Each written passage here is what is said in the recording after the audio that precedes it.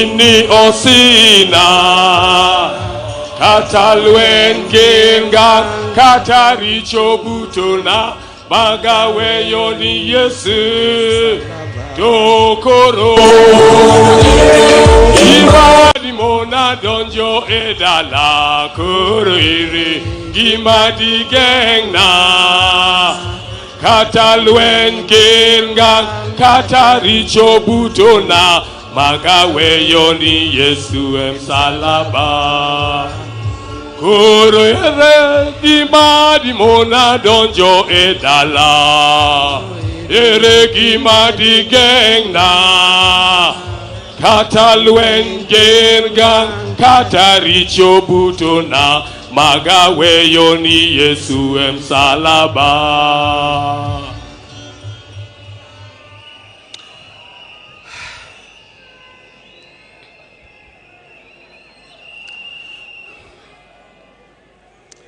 God is good. God is good all the time. I know you say that is his nature. And even at a time like this, let's not forget our God is there and our God is still good. He'll never leave us. He'll never forsake us. I want to begin by thanking the people of Kenya, the people of Africa, and the citizens of the world who have joined to help me bury my husband, the father of my 4 children, Right Honorable Raila Amolo Odinga. I never imagined that this would fall on me to lead the family and the world in burying Raila. I hoped it would be the other way around. With pain, without lamentation, I accept the will of God.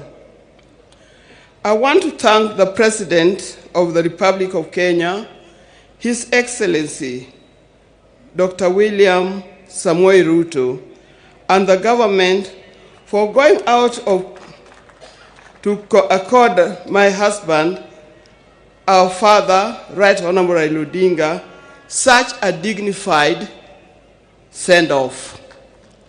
Indeed, in this part of the world, we've never seen something like this. We've never seen a dignified send-off like what we see here in Bondo. Mr. President, thank you very much for according Raila this kind of send-off. Mr. President, my family is grateful to you for being a man of his word and a man who stands with friends after committing yourself to do so. Thank you. I want to thank the leaders of Kenya. I was looking around and said, whose name do I mention? But all of you are being very close to Raila. When I look back, I see people who are very close to Raila as friends and colleagues in the life of Kenya. I want to thank specifically former President Uhuru Kenyatta. He's a true friend. He stood by us.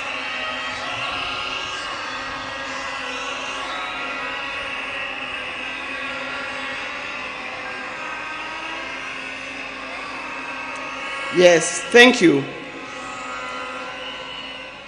I want to thank once again of leaders from Kenya and across the world who have taken their time to mourn with us and to mourn with the family. And for this kind thought, you have spared your time to be here today. I know there are many, many leaders from other parts of Africa. His best friend, Papa Olusegun Obasanjo. Thank you very much for being here. Thank you very much. He comes from Nigeria, for those of you who can remember. And if you remember, after Jaramogi's death, he was here and opened the museum. I would also want to thank Her Excellency, Mrs. Morgan Shangarai from Zimbabwe. Thank you very much for being with us. I know there are many others, and I'm going to write special letter to all others when the time comes, because I'm not able to mention them by word. Your words, your letters, your social media posts has gone a long way in lessening our pain and lifting our spirits. Thank you very much for that. Raila has been my husband for the last 52 years. Many of you who are here are younger than 52 years. You could easily have been our children. Like all the couples and families, we also had our ups and downs. But we've learned one thing, and that is we must talk straight to one another. We must forgive and move on. Now, juggling the family life and public lives exert extreme pressure and demands on us from time to time. I know most of the time we used to say Raila is more of public life, political life, than he is for family life. But every time he came, he gave us what we deserved. I remember he attends to each one of us individually according to our needs. And that is not only his children and grandchildren, but also to his brothers and sisters. When Uhuru was here, he didn't emphasize. But I think the next person, after loving me, the other person that he loves, leave alone his children, is Dr. Uhuru. Raila would not do anything without consulting with Dr. Uhuru. And if you wanted to know more, and you wanted to get to know what he's going to do, you had, if you are clever, you talk to Dr. Uhuru first to talk to him, so that he softened the way for you to talk to him.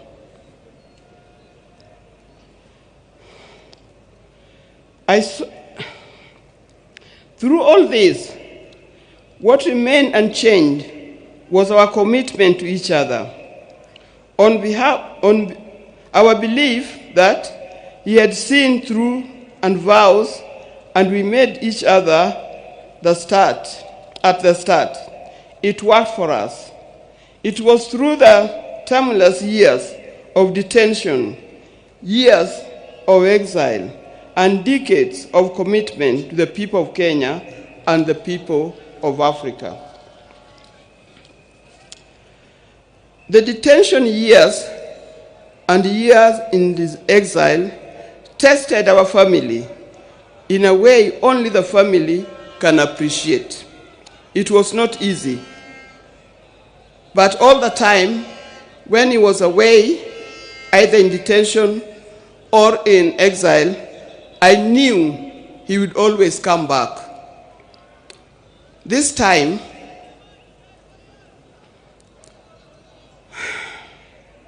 I'll have to join him wherever he has gone, because he'll never come back. But the spirit lives on. When I first met Raila, some 54 years ago, I didn't see his political side. I didn't see it coming either. He was not a politician in any form. I knew his father was, but him was different.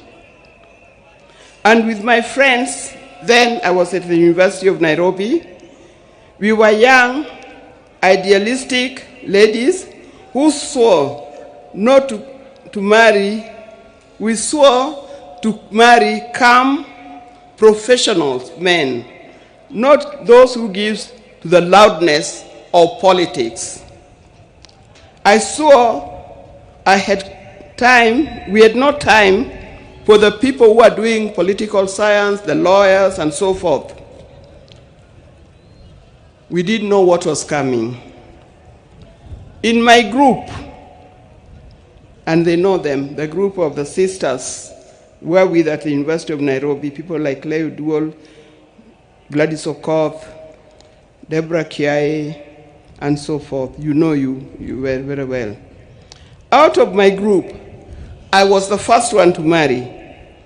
I married an engineer, a man of calm demeanor and reflective character. They all congratulated me because of that. Little did I know I was marrying a political engineer who would proceed to make engineering of Kenya his lifelong project. I didn't know. From the turn of events, I came to understand firsthand that they mean, I came to understand firsthand the meaning of still waters runs deep. He was a calm person, but as we lived, I realized he was a deep thinker of a different kind.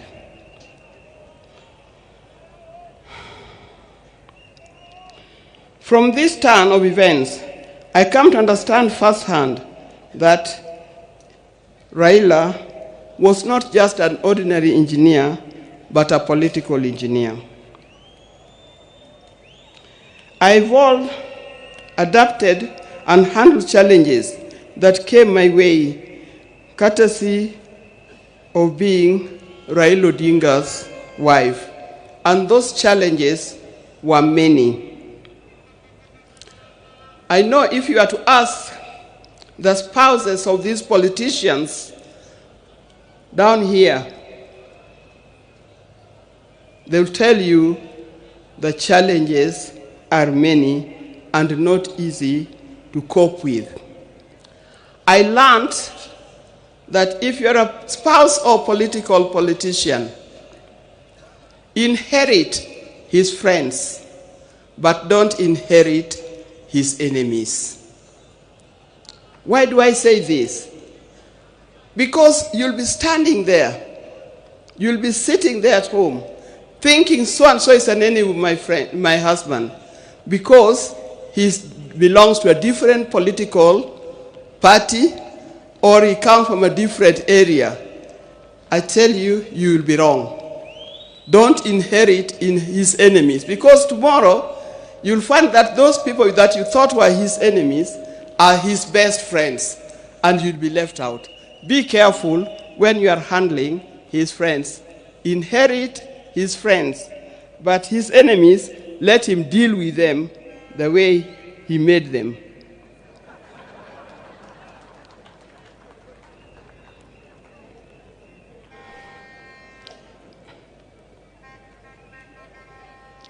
After going through it all, I had a chance to marry. If I had a chance to marry him, I would marry him again. I would be happy to do it.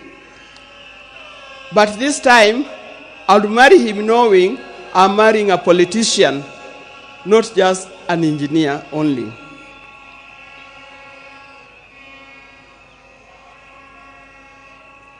But Raila never really stopped being a production engineer. It has been said, but he also practiced it. He started the East African Spectre, the company that manufacturing gas cylinders. and that is thriving in that.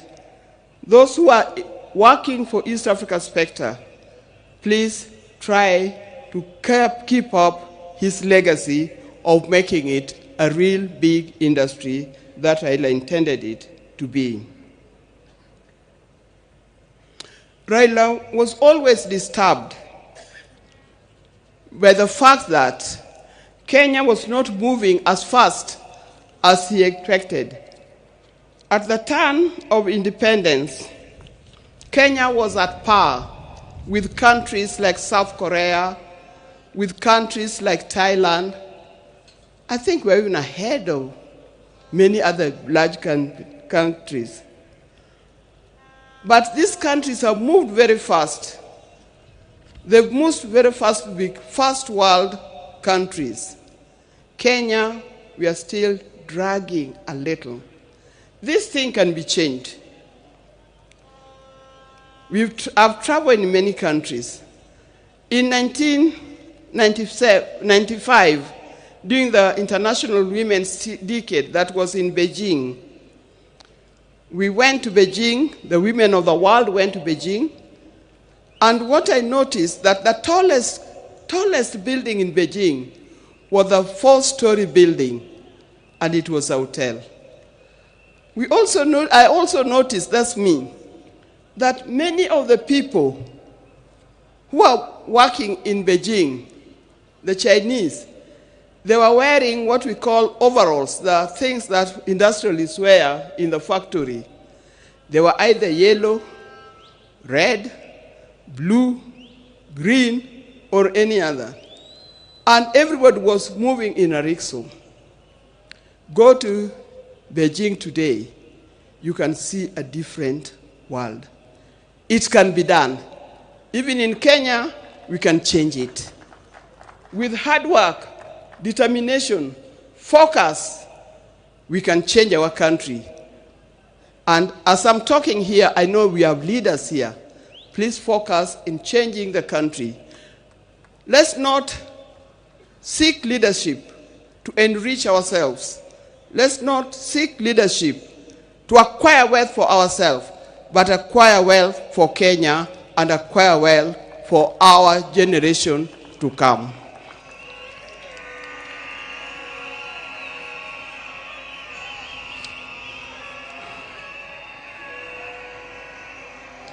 In the name of Raila, I appeal that we focus on national wealth instead of personal wealth. I appeal that we work on quality education, education that will lead us to be people that God made us to be. I appeal that we have our nation in order, correct our health institutions so that it gives us the kind of life that we need to live. There are many others. Dear Kenyans, today I surrender Raila to friends, family, and patriots who went ahead of him. I surrender Raila to eternity, and I surrender Raila to all the ages. I know he's comfortable where he is. I know he deserves to be in the company where he is. And I pray that when my time comes, I'll join him there in heaven realms. Fare thee well, my dear husband. Fare thee, Jane, father of our children. Fare you well, the friends of many. If you were to start again, I would be there with you. Thank you, and may God bless you all for being here.